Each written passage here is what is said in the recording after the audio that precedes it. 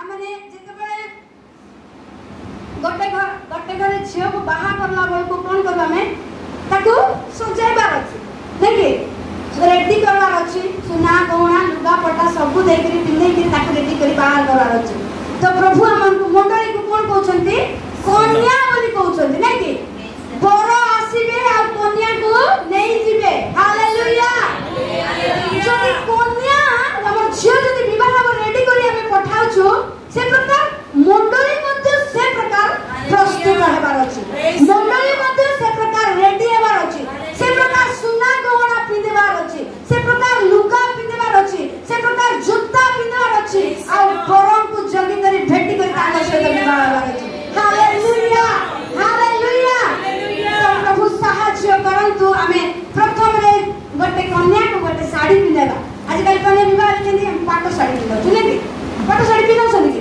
जत्ते नथिबा लोक मध्ये गुरा 10,000 टका पाटो साड़ी पिंधि पिंधाइबा को पड़ुछि तो गोटे झियो को गोटे मंडली रो ए कन्या मानन को रेडी कला बेले प्रथम रे गोटे झियो को हमें कोन करूछु पोशाक पिंधाउछु लुगा पिंधाउछु परंतु वाक्य गोटे परंतु प्रथम तिमोथी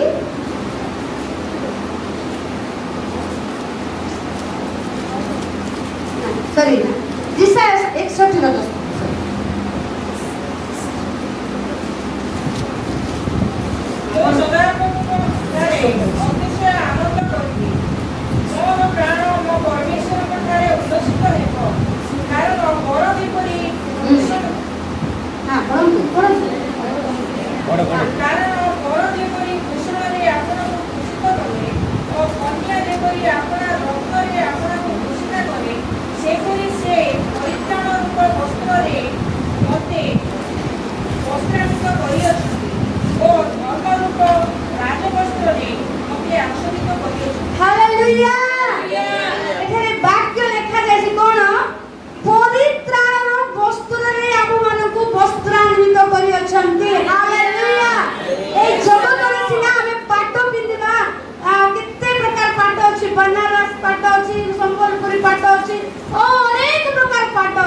परमेश्वर कहउछंती आमे जदी आत्मिक भाव रे रेडी कर बाहर बताए परित्राणर वस्त्र रे मन को कोन करिवे वस्त्रान्वित करिवे हालेलुया हालेलुया जेते बेले वस्त्र पिंधि सारला कन्या तो कान रे गोटे सुना पिंधैबा परंतु आपण माने हितोपदेश 31 ର 10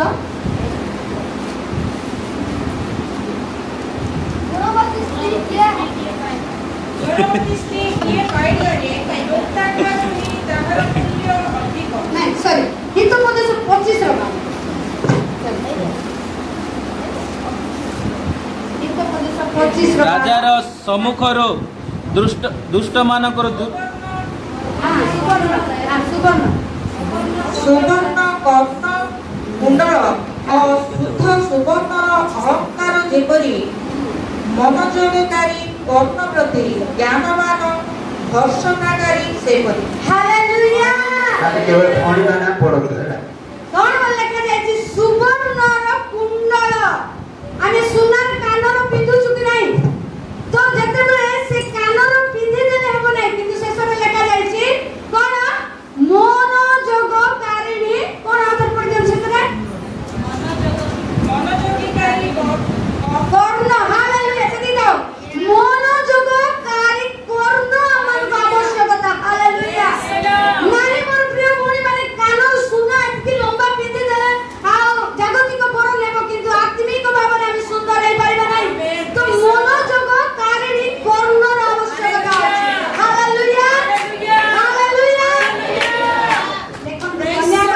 कन्या का अपन मन साड़ी पिंधाइ तर कानर का पिंधाइ तो आमे ओठरे टिके लिपस्टिक लगाला छथि कि ना भौणी माने विश्वास भाव रे कोन लिपस्टिक लगा छथि कि ना लगांतु किछि मना करबा नै किंतु हमें से लिपस्टिक लगाई करी अन्यर दृष्टि रे आकर्षण होला पर लिपस्टिक लगांतु हालेलुया हालेलुया परंतु इस पद से 20 तार 15 पद जल्दी जल्दी सुवर्ण अछि अनेक मोटानी अछि मात्र ज्ञान विशिष्ट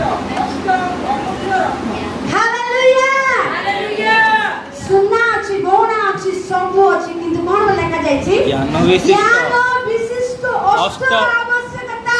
ହାଲେଲୁୟା। এই অষ্ট কোন করুছি অনেক কথা কইপারে আপন এই অষ্টକୁ ধରି দিଅନ୍ତୁ କଥା কইপারবে এই অষ্টক ଅଛି কোন ହେବାର ଅଛି ଆମେନ୍। ଜ୍ଞାନ ବିଶିଷ୍ଟ କଥା কইবার ଅଛି ହାଲେଲୁୟା ହାଲେଲୁୟା ପ୍ରଭୁ ଅନୁଗ୍ରହ କରନ୍ତୁ ପ୍ରତ୍ୟେକଙ୍କୁ এই জাগতিক লিপস্টিক ন লগাই আমি এই আত্মিক জ্ঞান বিশিষ্ট অষ্টরে আমি লিপস্টিক লগাইবা আমার মুখ কথা কইবার ଅଛି জ্ঞান বিশিষ্ট কথা বলে কেমতি কথা আপন মানে কি ভাবুছি কেমতি মানে জানি পারছেন মুসলা কই দেলি জ্ঞান বিশিষ্ট বলে কেমতি কথা বুদ্ধি গোটে লোকକୁ যদি গোটে কথা কইবা আগু মানে তার মন কেমতি আমি জানবার ଅଛି তার সে কো মুড রে ଅଛି কথা কইবার ଅଛି জানবার ଅଛି তাকে যদি আমার মুখরে আসবা মন ইচ্ছা কথা কই দেলে দুঃখ করব কি নাই মোর নিজর পুଅ হো নিজর স্বামী হো ভৌণী হো বিশ্বাসী হো যে বি হো যদি আমি আমার অর্থকে যদি বুদ্ধির সহকারে কথা ন কইবা জনকর মন কোন হেব তেবে প্রভু কହୁଛନ୍ତି এই জ্ঞান বিশিষ্ট অষ্ট আমানକୁ ব্যবহার করিবা কেব তেবে সুন্দর আত্মিক কন্যা হেবা আমি মানে হালেলুয়া হালেলুয়া এস্তের বিষয়ে আমি জানিছু নাকি তাଙ୍କର কথা দ্বারা ହିଁ ଏତେ ବଡ଼ ଝିଉଦି কোন କରିଥିଲା ରକ୍ଷା କରିଥିଲା ତାକୁ ପ୍ରଭୁ ବୁଦ୍ଧି ଦେଇଥିଲେ କଥା କହିବାର ଜ୍ଞାନ ଦେଇଥିଲେ ସେ ଜ୍ଞାନ ବିଶିଷ୍ଟ ଅଷ୍ଟକୁ ବ୍ୟବହାର କରିଥିଲା ଆଜି ଆମେ ମାନେ ମଧ୍ୟ କଣ କରିବାର ଅଛି ଆମ ଅଷ୍ଟକୁ ଜ୍ଞାନ ସହିତ କଥାବାର୍ତ୍ତା କରିବାର ଅଛି ବୁଦ୍ଧିର ସହିତ କଥାବାର୍ତ୍ତା କଥା ଅଛି ବୋଲେ ମନ ଇଚ୍ଛା କଥା କହିଦେଲେ ବେଳେ ବେଳେ ଆମେ କହି ଦଉଛୁ ମନ ନାହିଁ ମୁଁ ବି କହୁଛି মনে নাই কথা কইবা আমি তো কହୁଛୁ ସବୁବେଳେ ଆମେ ସତ୍ୟ ଗୁଣରେ ଆମେ ଧାର୍ମିକ ନଉ ଆମେ କଥା କହୁଛୁ କିନ୍ତୁ ଜାଗ୍ରତ ସହିତ ଆମେ କଥା ହେବା ଆଉ ରେଡି ହେବା ପରମେଶ୍ୱରଙ୍କୁ ସାକ୍ଷାତ କରିବାକୁ ଦେଖନ୍ତୁ ସାଧାରଣ ନୁହେଁ ଆମମାନଙ୍କର ବର ତ ସେ ବରକୁ ଯଦି ସାକ୍ଷାତ କରିବା ହେବ ତାହେଲେ ଆମେ ସୁନ୍ଦର ଭାବରେ ରେଡି ହେବା ହାଲେଲୁୟା ତାପରେ କନ୍ୟାକୁ ଗୋଟେ ହାର ପିନ୍ଧେଇବା ପରନ୍ତୁ ହିତ ପଦସ 3 Praise the Lord. ମହିଳା ମାନେ ଦେଖୁଛନ୍ତି ନା ଆଗକୁ ଦରକାର ପଡେ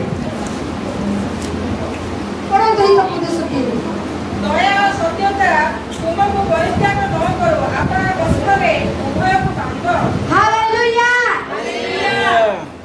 ଆମକୁ ପ୍ରଭୁ କହୁନାହାନ୍ତି ସୁନା ନାନୁ ପିନ୍ଧିବାକୁ କହୁନାହାନ୍ତି ରାଣୀ ହାର ପିନ୍ଧିବାକୁ କହୁନାହାନ୍ତି ଆରେ କଣ ହାର ମୁଁ ତ ପିନ୍ଧୁ ନାହିଁ ମୁଁ ଜାଣି ନାହିଁ କିନ୍ତୁ ଆରେ କେତେ କେତେ ହାର ଅଛି ସେ ହାର ପିନ୍ଧିବାକୁ କହୁନାହାନ୍ତି ମୋର ପ୍ରିୟ ଭଉଣୀ ଦୟା ଆଉ ସତ୍ୟତାର ହାର କଣ ହାର କଣ୍ଠରେ ବାନ୍ଧ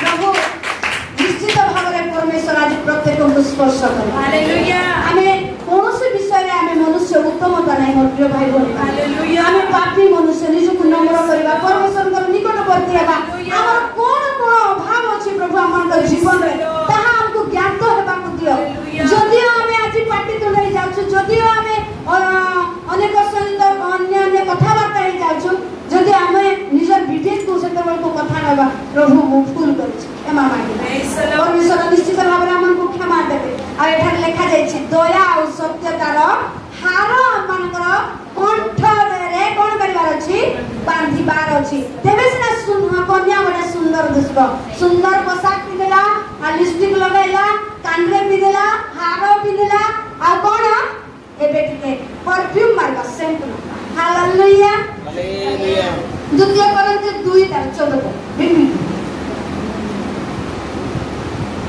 Praise the Lord. Hallelujah. हाँ द्वितीय कोरिन्थीय 2:14 କିନ୍ତୁ ଈଶ୍ୱରଙ୍କୁ ଧନ୍ୟବାଦ ହେଉ ସେ ସବୁବେଳେ ଆପଣମାନଙ୍କୁ ଘେନି କୃଷ୍ଣଙ୍କଠାରେ ବିଜୟ ଯାତ୍ରା କରୁଅଛନ୍ତି ଆଉ ସବୁ ସ୍ଥାନରେ ତାହାଙ୍କର ଜ୍ଞାନ ରୂପ ସୁବାସ ଆମମାନଙ୍କ ଦ୍ୱାରା ପ୍ରକାଶିତ ହେଉଅଛି Hallelujah. Hallelujah. आजकल क्या चल रहा है फॉग नहीं कि सेटा की परमेश्वर सेटा कहउछथि कि नाही केते प्रकार आजकल परफ्यूम अछि केते प्रकार सेंट अछि सेटा कहउनांती से सेंट मारी कर चौथरा सब कहउनांती से सेंट मारी कर राती 3टा बेले आंठु मारी भांगो आंठु मारी कर प्रार्थना कहो बोली कहउनांती कोन बोली कहउछथि आबे ज्ञान रूपी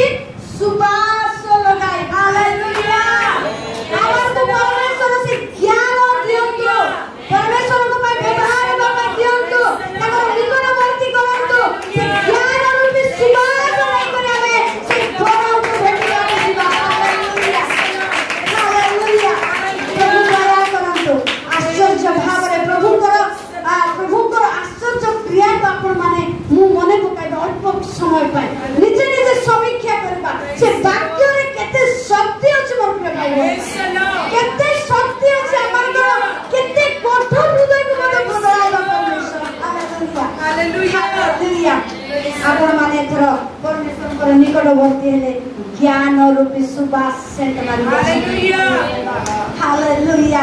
ଗୋଟେ କନ୍ୟା ରେଡି ହେଇଗଲା, ସବୁ ବିଷୟ ରେଡି ହେଇଗଲା, ଅନେକ ବିଷୟ ଅଛି ରେଡି ହେଇକରି ବାହାରଲା ଗେଟରେ ବାହାରି ସାରିଲା। ତ କଣ ପିନ୍ଧିବାର ଅଛି?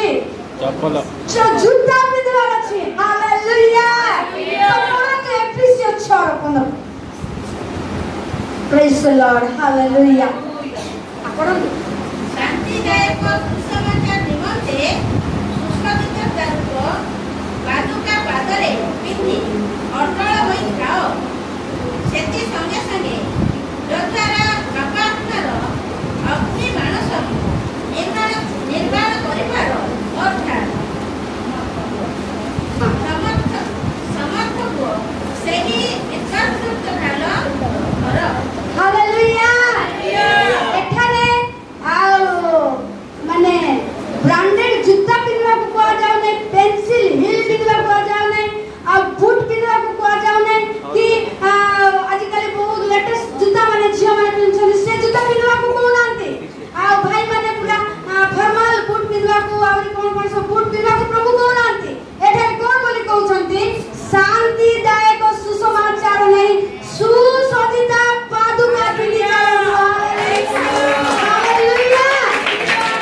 ପରମେଶ୍ୱରଙ୍କର ବାକ୍ୟକୁ ନେଇ ଚାଲିବା ପାଇଁ କହୁଅଛନ୍ତି। ହାଲେଲୁୟା।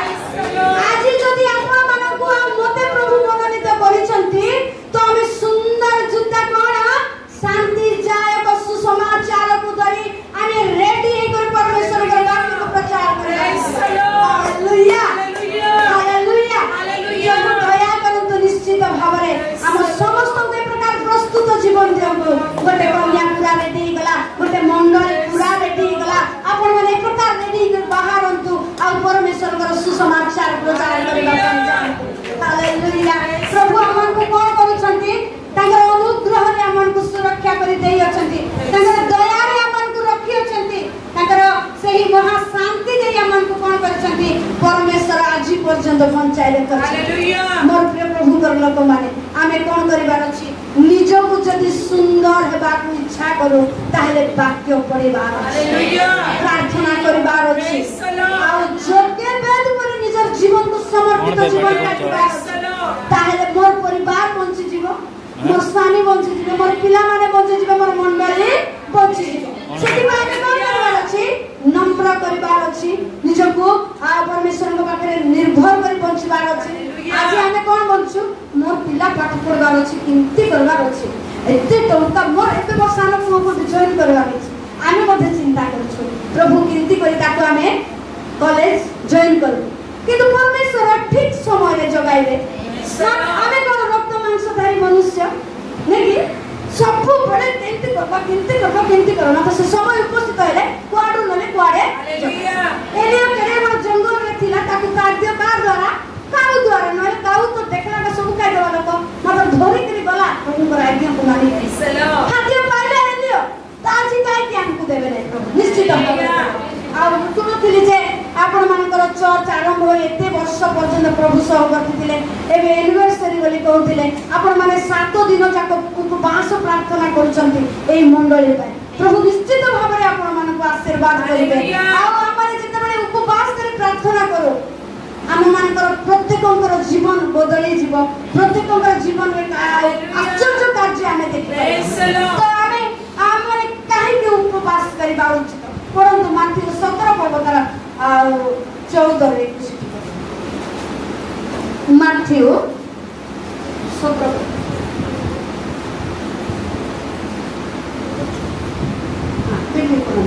ସେମାନେ ଲୋକ ସବୁ ନିକଟକୁ ଆସନ୍ତେ, ଜଣେ ଲୋକ ତାଙ୍କ ପାଖକୁ ଆସି ଆଣ୍ଠୁ ମାଡ଼ି କହିଲା, ମାଇକ୍ କରନ୍ତୁ।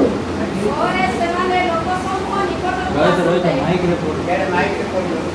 ପରେ ସେମାନେ ଲୋକ ସମୂହ ନିକଟକୁ ଆସନ୍ତେ, ଜଣେ ଲୋକ ତାହାଙ୍କ ପାଖକୁ ଆସି ଆଣ୍ଠୁଇ ପଡ଼ି କହିଲା, ହେ ପ୍ରଭୁ, ମୋ ପୁଅକୁ ଦୟା କରନ୍ତୁ, କାରଣ ସେ ରୋଗୀ ରୋଗରେ ବଡ଼ କଷ୍ଟ ପାଉଅଛି, ଯେଣୁ ସେ ଥରକୁ ଥର ନିଆଁରେ ଓ ଥରକୁ ଥର ପାଣିରେ ପଡୁଅଛି। ମୁଁ ଆପଣଙ୍କ ଶିଷ୍ୟମାନଙ୍କ ନିକଟକୁ ତାହାଙ୍କୁ ଆଣିଲି, ମାତ୍ର ସେମାନେ ତାହାଙ୍କୁ ସୁସ୍ଥ କରିପାରିଲେ ନାହିଁ। ଯୀଶୁ ଉତ୍ତର ଦେଲେ, ଆରେ ଅବିଶ୍ୱାସୀ ଓ ବିପଦଗାମୀ ବଂଶ, କେତେ କାଳ ମୁଁ तुमମାନଙ୍କ संगरे रहिबी एते काल तुमମାନଙ୍କ व्यवहार सहिबी ताहाको एठिकी मो पाखକୁ आण आउ जीशु भूतको धमकांदे से ताहाठारो बाहरी गला ओ बाळकोटी सेही दंडରୁ सुस्थ ହେଲା।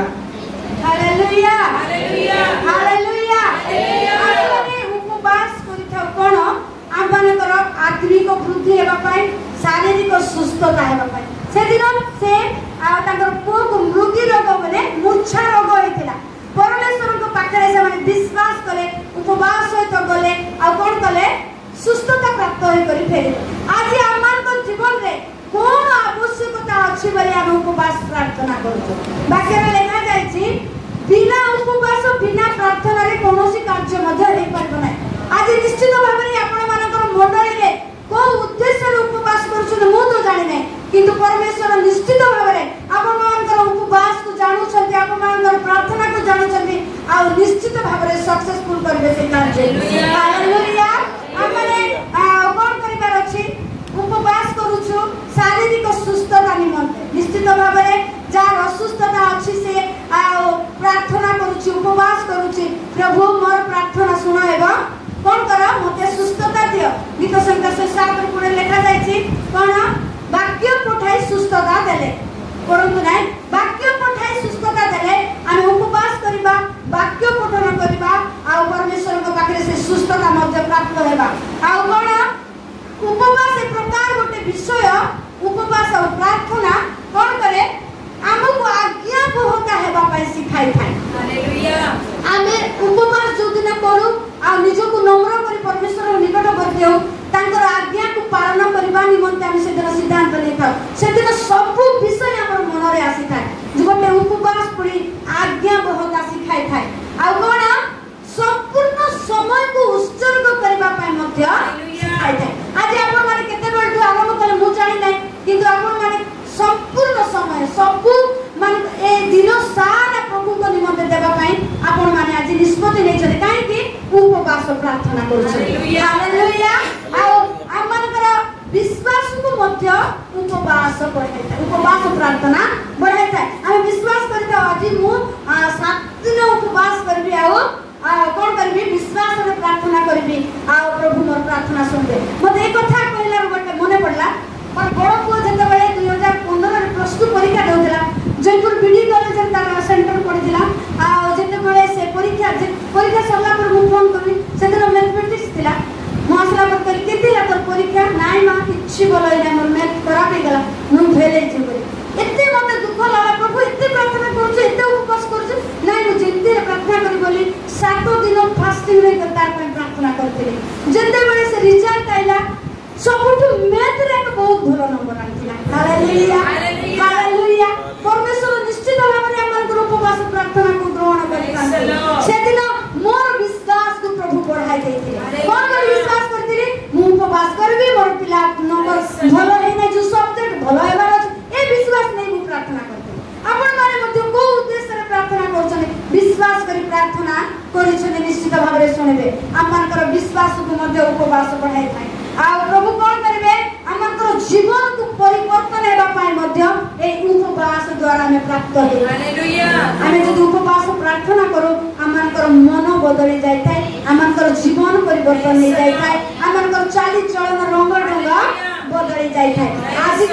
ଆଜିକାଲିର ଲୋକମାନେ ଉପବାସ କରନ୍ତି କେମିତି ଜାଣିଛନ୍ତି? ଗୋଟେ କଥା ମନେ ପଡୁଛି, ମୁଁ ଛୋଟ ଥିଲି, ମୋର ମାର ପିଉସୀ ସେ ହେଲା, ସେ କଣ କରନ୍ତି ଉପବାସ ଯୋଉଦିନ ଥିବେ ସେଦିନ ମୁଣ୍ଡ ଫୁଣ୍ଡ ଧୋଇବେ, ଗାଧେଇବେ, ସବୁ ଭଲ ଲୁଗା ପଟା ପିନ୍ଧି କରି ଉପବାସ କାହିଁ କରୁଛନ୍ତି? ଆଜି ଉପବାସ ପ୍ରାର୍ଥନା ହେଲେ ନା ଦିନ ଯାକ ସମୟ ବିତାଇବେ।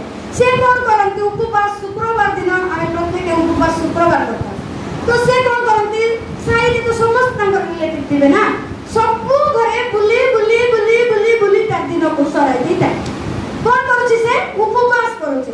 ଯଦି ଏବେ ମୋର ରିଲେଟିଭ ଘରେ ଆଇଲେ ଆଇ କି ମା କି ଆଣ୍ଟି କି ବସ ଭାତ ଟିକେ ଖାଅ, ନାଇଁ ଆଜି ଖାଇବି କି, ଆଜି ମୁଁ ଉପବାସ କରୁଛି। ଲୋକ ଜଣାଇବାର କିଛି ଆବଶ୍ୟକତା ନାହିଁ, ମୁଣ୍ଡ ଧୋଇକରି ଚୁଟି ଛାଡ଼ିଦେବାର କିଛି ଆବଶ୍ୟକତା ନାହିଁ, ଧଳା ଶାଢ଼ୀ ପିନ୍ଧି କରି ବାହାରିବା ଆବଶ୍ୟକତା ନାହିଁ।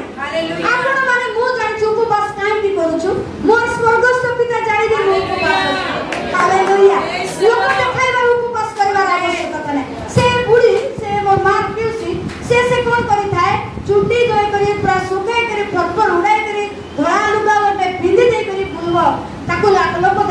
ଏଇଟା ଆଜି ଉପାସ କରୁଛି ସମସ୍ତେ ଜାଣିଥିଲେ ଦେଖନ୍ତୁ ସେଟା ଉପବାସ କି କାହିଁକି ମୋ ନିଜ ରିଲେଟିଭ କଥା କହୁଛି ଆଜି ଅନେକ ଲୋକ ଏ ପ୍ରକାର ଉପବାସ କରିଥାନ୍ତି ମୋର ପ୍ରିୟ ଭାଇ ଭଉଣୀ ମାନେ ଆମମାନଙ୍କୁ ପ୍ରଭୁ ସେ ଉପବାସ ଚାହାନ୍ତି ହୃଦୟକୁ ଦେଖିଥାନ୍ତି ଆପଣମାନେ କେମିତି ଉପବାସ କରୁଛନ୍ତି ପ୍ରଭୁ ଜାଣନ୍ତି ମତେ କହିବାକୁ ପଡିବ ନାହିଁ ହାଲେଲୁୟା ପ୍ରଭୁ କଣ କରିଥାନ୍ତି ଉପବାସରେ ଆମର ମନକୁ ପରିବର୍ତ୍ତନ କରିଥାନ୍ତି ଆମମାନଙ୍କର ଜୀବନକୁ ପରିବର୍ତ୍ତନ କରିଥାନ୍ତି ହାଲେଲୁୟା ଆଉ ଆମମାନଙ୍କର ଆବଶ୍ୟକତା ପ୍ରଭୁ ପୂର୍ଣ୍ଣ କରିଥାନ୍ତି ଉପବାସ ହାଲେଲୁୟା ଗୋଟେ ଘର କରିବାର ଆବଶ୍ୟକତା ଅଛି ଘର ହେଇଯାଇଛି ପ୍ରଭୁ ଅଧା ହେଇଯାଇଛି ପଇସା ନାହିଁ ମୁଁ ଉପବାସ କରି ପ୍ରାର୍ଥନା କଲି ପ୍ରଭୁ ତ କହିଛନ୍ତି ତୁମେ ଯାହା କିଛି ମାଗିଲେ ମୁଁ ଦେବି କରିବି ଉପବାସ କରି ପ୍ରାର୍ଥନା କରିବି ଆଉ ପ୍ରଭୁ କଣ କରିବେ ମୋର ଆବଶ୍ୟକତା ବହୁତ ଦୂର ଦୂରରୁ ପଇସା ପତ୍ର ଦିଶୁନଥିବ କୁଆଡେ କିଏ ଦେବେ ଜାଣିପାରୁନଥିବେ ମତେ ପ୍ରଭୁ କଣ କରିବେ ଠିକ ସମୟରେ ପଇସା ଦେବେ ହାଲେଲୁୟା ହାଲେଲୁୟା ହାଲେଲୁୟା ଆମର ଆବଶ୍ୟକତା ପ୍ରଭୁ ପୂର୍ଣ୍ଣ କରିବେ ଉପବାସ ହାଲେଲୁୟା ଆଉ ଶେଷରେ ଗୋଟେ ବାକ୍ୟ ପଢିବା ରୋମିଓଙ୍କର 12 1 2 ଆଉ 9 ଆମେ ସମସ୍ତେ ଜାଣିଛେ ବାକ୍ୟ ଈଶ୍ୱରଙ୍କ ଦୟା ହେତୁ ବିନତି କରୁଅଛି ତୁମେମାନେ ଆପଣ ଆପଣ ଶରୀରକୁ ସଜୀବ ପବିତ୍ର ଈଶ୍ୱରଙ୍କର ସୁଦ୍ରାୟ ବଳି ସ୍ୱରୂପେ ଉତ୍ସର୍ଗ କର ଏହା ତ ତୁମମାନଙ୍କର ଯୁକ୍ତିଯୁକ୍ତ ଉପାସନା ତୁମେମାନେ ଏହି ବର୍ତ୍ତମାନ ଯୁଗର ଅନୁରୂପୀ ହୁଅ ନାହିଁ କିନ୍ତୁ ଯେପରି ତୁମେମାନେ ଈଶ୍ୱରଙ୍କର ଇଚ୍ଛା କ'ଣ ଅର୍ଥାତ୍ ଉତ୍ତମ ସୁଗ୍ରାହ୍ୟ ଓ ସିଦ୍ଧ ବିଷୟ କ'ଣ ଏହା ପରୀକ୍ଷା କରି ଜାଣିପାର ଏଥି ନିମନ୍ତେ ଆପଣ ଆପଣ ମନର ନୂତନୀକରଣ ଦ୍ୱାରା ପରିବର୍ତ୍ତିତ ହୁଅ ହାଲେଲୁୟା ହାଲେଲୁୟା ପ୍ରେମ ନିଷ୍କପଟ ହେଉ ଯାହା ମନ୍ଦ ତାହା ଘୃଣା କର ଯାହା ଉତ୍ତମ ସେଥିରେ ଆସକ୍ତ ହୁଅ ହାଲେଲୁୟା ଆମର ହୃଦୟକୁ କଣ କରିବାର ଅଛି ସଜୀବ କରିବାର ଅଛି ପବିତ୍ର କରିବାର ଅଛି ଆଉ କଣ ଲେଖା ଯାଇଛି ଆଉ ତ ପଢନ୍ତୁ ଏକ ପଦ ପବିତ୍ର ଈଶ୍ୱରଙ୍କର ସୁଗ୍ରାହ୍ୟ ହାଲେଲୁୟା ସଜୀବ କରିବାର ଅଛି ପବିତ୍ର କରିବାର ଅଛି ଈଶ୍ୱରଙ୍କର ସୁଗ୍ରାହ୍ୟ ବଳି ହେବା ନିମନ୍ତେ ଆମର ଜୀବନକୁ ସମର୍ପିତ କରିବାର ଅଛି ଏଇଟା ହେଉଛି ଯୁକ୍ତିଯୁକ୍ତ ଉପାସନା ହାଲେଲୁୟା ଆଜିର ଲୋକମାନେ ଆରାଧନା ପ୍ରଶଂସା କଲାବେଳେ ହାତ ଟେକି ଆଖି ବୁଜି ଗୀତ ଗାଉଥାନ୍ତି ଏଠି ତ ଗୀତ ଗାଉଥାନ୍ତି ଏମାନ କୋଉଠି ଥିବ କି ଜଣା ନାହିଁ ସେମିତି ଇଚ୍ଛା କରନ୍ତି ନାହିଁ ପରମେଶ୍ୱର ଯେତେବେଳେ ଆମେ ଆରାଧନା ପ୍ରଶଂସା କରୁଛୁ ପରମେଶ୍ୱରଙ୍କର ଉପସ୍ଥିତିରେ ସଜୀବ ପବିତ୍ର ନିଜ ଜୀବନକୁ ଉତ୍ସର୍ଗୀକୃତ ଜୀବନକୁ ସେ କହୁଛନ୍ତି ଏଇଟା ହେଉଛି ଯୁକ୍ତିଯୁକ୍ତ ଉପାସନା ଆଉ ଆମେ ଏ ଯୁଗର ଅନୁରୂପୀ ନ ହୋଇ ପରମେଶ୍ୱରଙ୍କର ନିକଟବର୍ତ୍ତୀ ଆଉ 9 ପଦରେ ଲେଖା ଯାଇଛି ଶେଷରେ ପଢିଛନ୍ତି ଆଉ ଥରେ ଗୋଟେ ପ୍ରେମ ନିଷ୍କପଟ ହେଉ ଆମମାନଙ୍କର ପ୍ରେମ କପଟ ପ୍ରେମ ନ ହେଉ ହାଲେଲୁୟା ଆମେ ଜଣ ଜଣକୁ ସ୍ନେହ ପ୍ରେମ କରୁ କଣ ବୋଲି ଆମର ହୃଦୟରେ କଣ ଥିବ ଆଉ ପ୍ରେମ କରୁଥିବେ ସେ ବଟାଙ୍ଗି ଆଡ଼େ ଆମେ ଥିବୁ ସିଆର ଲୋକମାନେ ଆମେ କେମିତି ଗଲ କରୁ ଗୋଟେ ପିଲାକୁ ଧରି କରି ଗଲ କରୁ ନହେଲେ ଏମିତି କରି ଗଲ କରୁ ସେମାନେ କେମିତି କରନ୍ତି ଏତିକି ଦୂର ଗଲ କରୁ କେମିତି ହେଲା ମୁଁ ଆକୁ ଗଲ କରୁଛି ତାକୁ ଗଲ କରୁଛି ଜଣା ନାହିଁ ଏତିକି ଦୂର ଏମିତି ଗଲ କରୁଛି ତାଙ୍କର ପ୍ରେମ ଏମିତି ହେଲେ ଆମେ ଜାଣିପାରିବା କି ନାଇଁ ତ ଆମେ ଗୋଟେ ଲୋକ ଖୁସି ଲାଗିଲା ତ ହୃଦୟ ସହିତ ପ୍ରେମ କପଟ ରଖି ପ୍ରେମ କରିବା ତେବେ ପ୍ରଭୁ କହିଛନ୍ତି ସେ ତ ଏତେ ବଡ଼ ପରମେଶ୍ୱର ଏ ଜଗତକୁ ତାଙ୍କର ପୁତ୍ରକୁ ପଠାଇଲେ ହାଲେଲୁୟା ତେବେ ଆମେ ନିଷ୍କପଟ ପ୍ରେମ କରିବା ଆଉ ପରମେଶ୍ୱରଙ୍କ ନିକଟବର୍ତ୍ତୀ ହେବା ଗୋଟେ ଗୀତ ଅଛି ଜାଣିଛନ୍ତି ପ୍ରେମ ବିହୁନେ ଭାଇ ସବୁ ସାର ଗାଓ ପ୍ରେମର ଜୟ